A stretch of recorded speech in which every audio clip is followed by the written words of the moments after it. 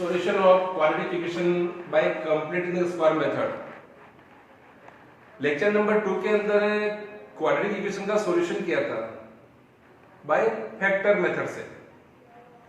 Second जो method है completing the square method, इस मेथड के अंदर आपको जो क्वाड्रेटिक इक्वेशन दे रखी है इसमें जो कांस्टेंट वैल्यू गिवन है उस कांस्टेंट वैल्यू को राइट हैंड साइड में ट्रांसफर कर दीजिए। जैसे यहाँ -4 गिवन है तो 2x² + x = 4, यहाँ +3 गिवन है तो 4x² + 4√3x = -3, 2x² + x = -4। पहली स्टेप कांस्टेंट वैल्यू को राइट हैंड साइड में ट्रांसफर करना है। सेकंड स्टेप x² के कोएफिशिएंट को 1 बनाना है। देखिए यहाँ x² का कोएफिशिएंट 2 है तो डिवाइड बाय 2 बोथ साइड, 2 से डिवाइड करेंगे तो बन जाएगा x² 7/2x = -3/2। यहां भी x² का कोएफिशिएंट 2 है, डिवाइड बाय 2 तो ये हो गया x² + 1/2x = 2। यहां x² का कोएफिशिएंट 4 है तो डिवाइड बाय 4, x² √3x = -3/4। और यहां x² का कोएफिशिएंट 2 है तो divide by 2, x² + 1/2x = -2। x² का कोएफिशिएंट 1 बन जाए उसके बाद आपको थर्ड स्टेप के अंदर क्या करना है, ये जो x का कोएफिशिएंट है -7/2,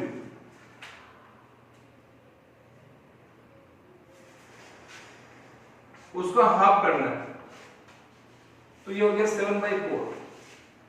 यहां x का कोएफिशिएंट 1/2, उसका हाफ करेंगे तो 1/4। यहां x का कोएफिशिएंट √3 और उसका हाफ करेंगे √3/2। यहां x का कोएफिशिएंट 1/2 और उसका हाफ करेंगे तो 1/4। जो x का कोएफिशिएंट है उसके हाफ का होल स्क्वायर दोनों ऐड करना है। एडिंग बोथ साइड 7/4 का होल स्क्वायर, x के कोएफिशिएंट के हाफ का स्क्वायर। तो ये स्टेप हो गया आपके x² - 7/2x + 7/4 का स्क्वायर -3/2 7/4 का स्क्वायर। इसी तरह से यहां x का कोएफिशिएंट 1/2 है और उसको हाफ करेंगे तो 1/4, तो एडिंग 1/4 का स्क्वायर बोथ साइड, तो x² 1/2x 1/4 का स्क्वायर 2 + 1/4 का स्क्वायर। यहां x का कोएफिशिएंट √3 है और उसका हाफ √3/2, तो एडिंग √3/2 का square both side, x² √3x √3/2 का स्क्वायर -3/4 √3/2 का स्क्वायर। और इसी तरह से लास्ट क्वेश्चन के अंदर x का कोएफिशिएंट 1/2 है, उसको हाफ करेंगे 1/4, तो एडिंग 1/4 का square both side, x² 1/2x 1/4 का स्क्वायर -2 1/4 का स्क्वायर। अब स्टूडेंट देखिए ये जो होल स्क्वायर ऐड किया है उसके बाद ये बीच में माइनस आ रहा है, इसका मतलब है बीच में माइनस आ रहा है तो ये a - b का होल स्क्वायर वाली आइडेंटिटी बन रही है।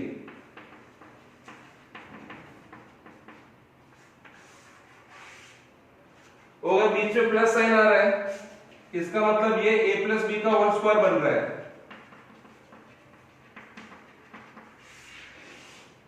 कैसे? यहां a का मतलब हो गया x बीच में माइनस आ रहा तो माइनस, और b का मतलब हो गया 7/4। आप इसको ओपन करके देखोगे तो सेम यही टर्म आ रही है, a square minus 2ab plus b square. RHS वाले पार्ट को सोल्व करें, -3/2 49/16, 16 LCM -24 प्लस 49, इट इज 25/16। तो आपके स्टेप हो गई x माइनस 7/4 का whole square equal to 25/16। Same इसी टाइप से यहां बीच में प्लस है तो प्लस का होल स्क्वायर आएगा। फर्स्ट नंबर x स्क्वायर है तो x आएगा, सेकंड नंबर 1/4 तो 1/4 आएगा, a प्लस b का होल स्क्वायर। और इसको सिंपलीफाई किया 2 प्लस 1/16 तो ये 17, 32 प्लस 1 अपॉन 16, 33 अपॉन 16। सेम इसी टाइप से थर्ड क्वेश्चन में बीच में प्लस आ रहा है तो ये x प्लस √3/2 का होल स्क्वायर हो गया, और -3/4 और इसका स्क्वायर ओपन किया तो प्लस 3/4, 0।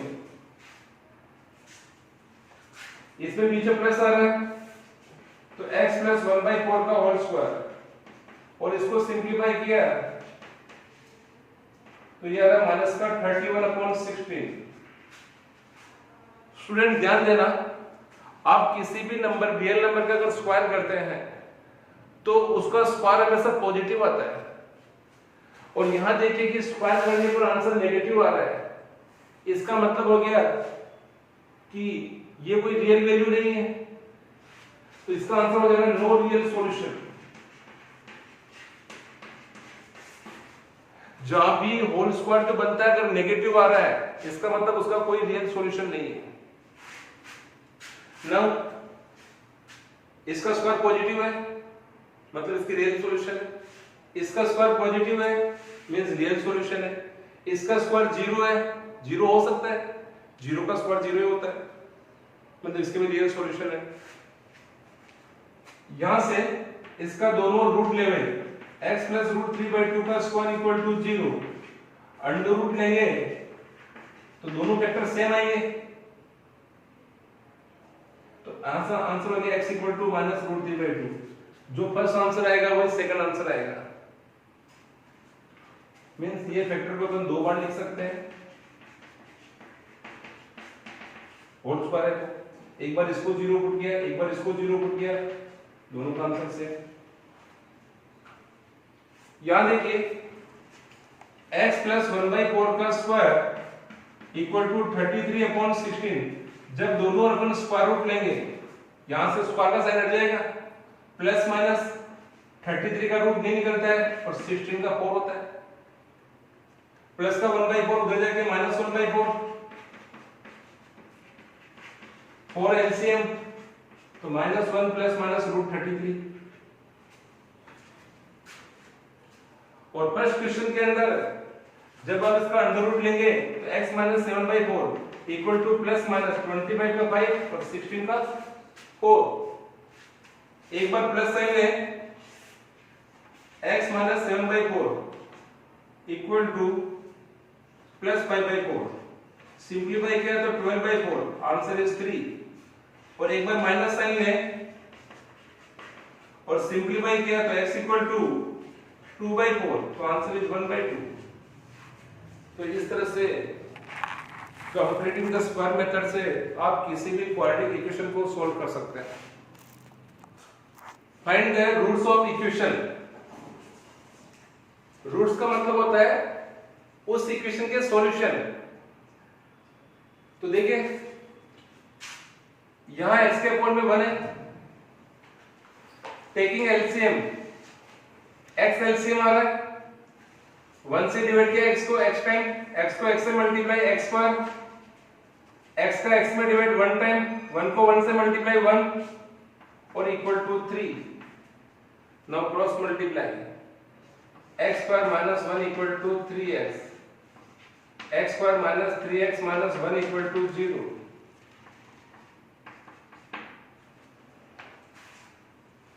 जो आपको इक्वेशन गिवन थी उसको सिंपलेस्ट फॉर्म में जब कन्वर्ट किया तो जो इक्वेशन फाइंड हुई है x square minus 3x minus 1 equal to 0, it is quadratic equation.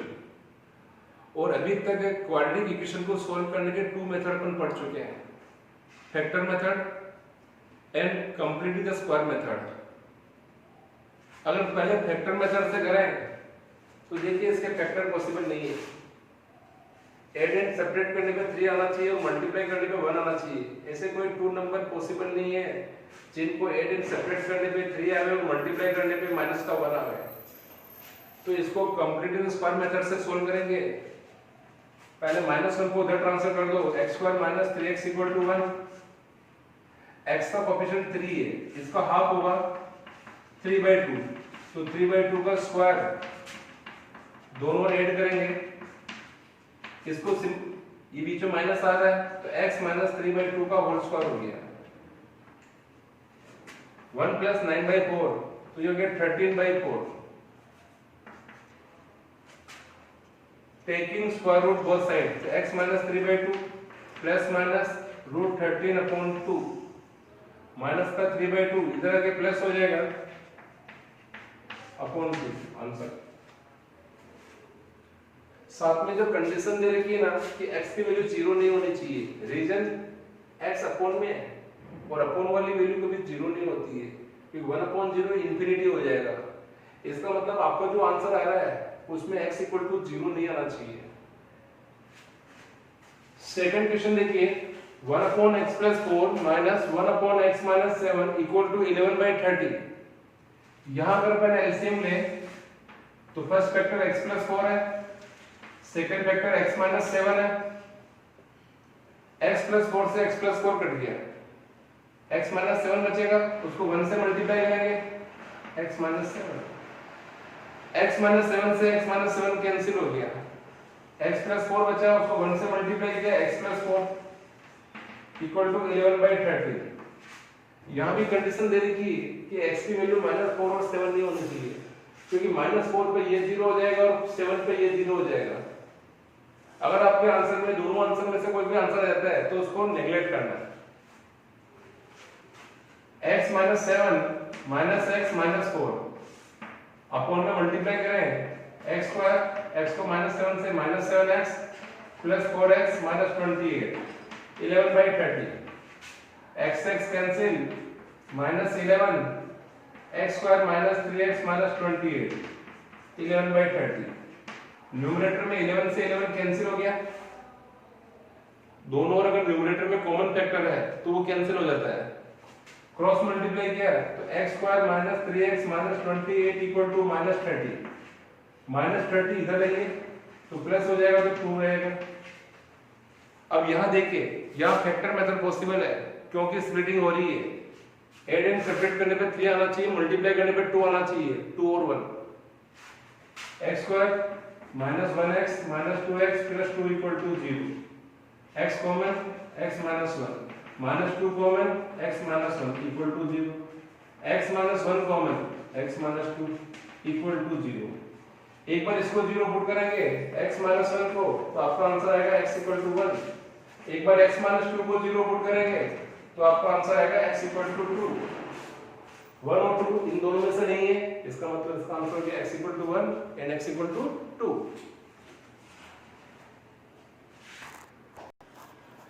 Next जो क्वेश्चन है,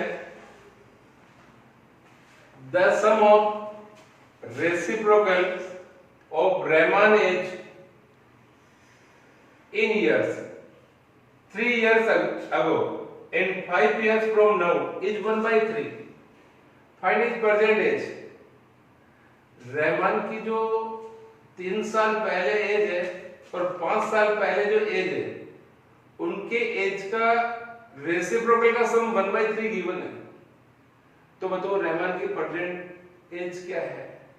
तो सॉल्यूशन देखिए इसका, लेट present age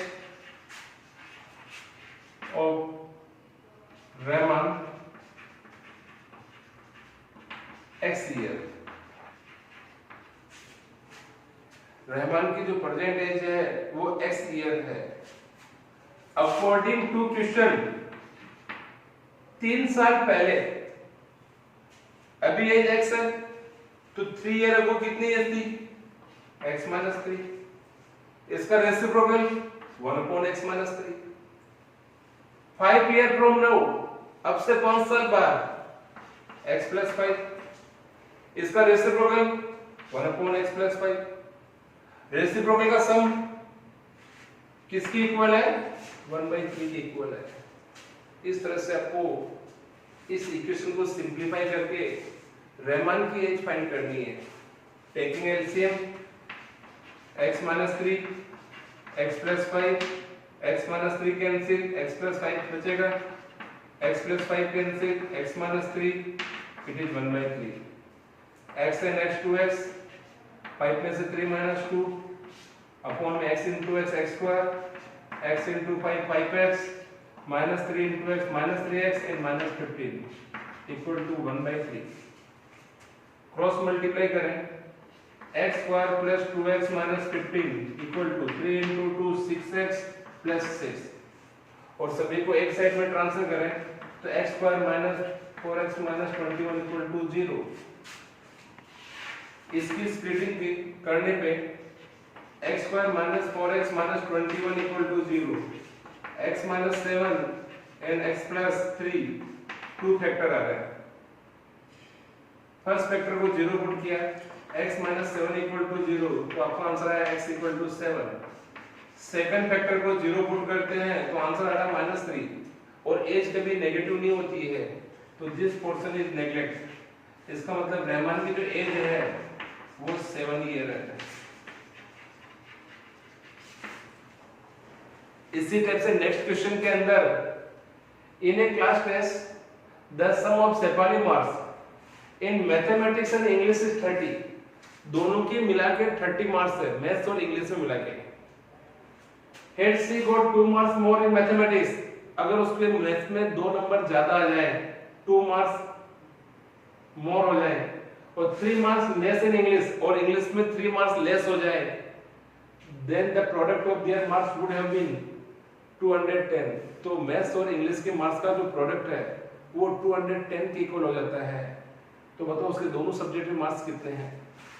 तो देखिए यहां पर दोनों की टोटल 30 है तो लेट कर लेते हैं, let marks in maths, maths के जो मार्क्स है वो x है तो इंग्लिश के मार्क्स कितने हो जाएंगे?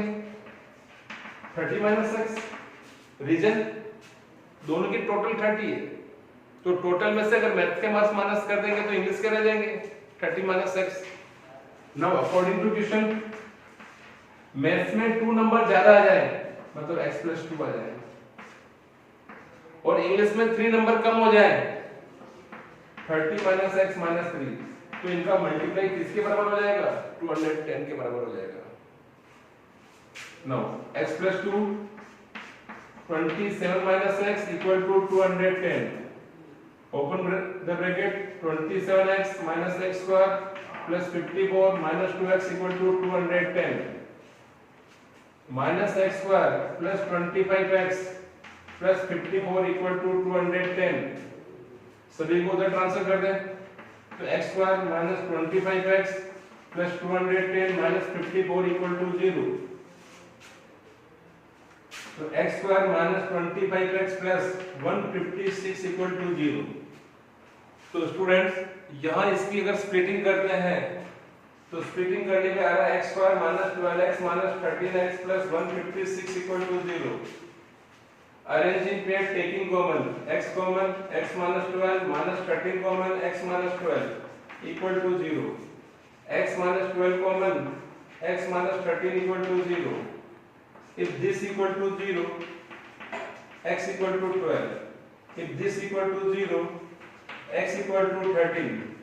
इसका मतलब ये हुआ जो 2 सब्जेक्ट थे मैथ्स एंड इंग्लिश, अपने मैथ्स के नंबर x लेट किए थे तो इंग्लिश के हो गए 30 माइनस x। तो मैं अगर x की वैल्यू 12 लेता हूँ तो ये वैल्यू 18 हो जाएगी और x की वैल्यू अगर 13 लेता हूँ तो ये वाली वैल्यू 17 हो जाएगी। इसका मतलब हुआ अगर उसके मैथ्स में 12 नंबर आते हैं तो इंग्लिश में 18 मार्क्स आएंगे और अगर मैथ्स में उसके 13 मार्क्स आते हैं तो उसके इंग्लिश में 17 मार्क्स आएंगे।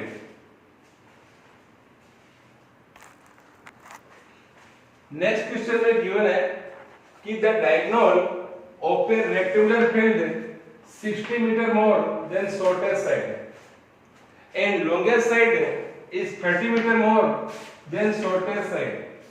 तो बताओ उस रेक्टेंगुलर फील्ड की साइड की लेंथ कितनी है।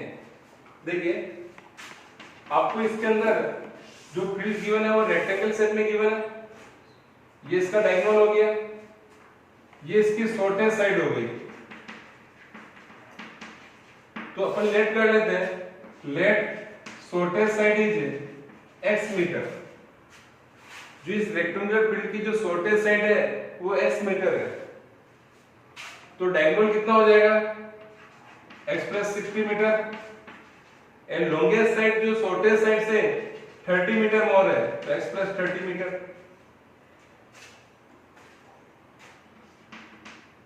Late shortest side is x meter. According to question, diagonal is x plus 60 meter and longest side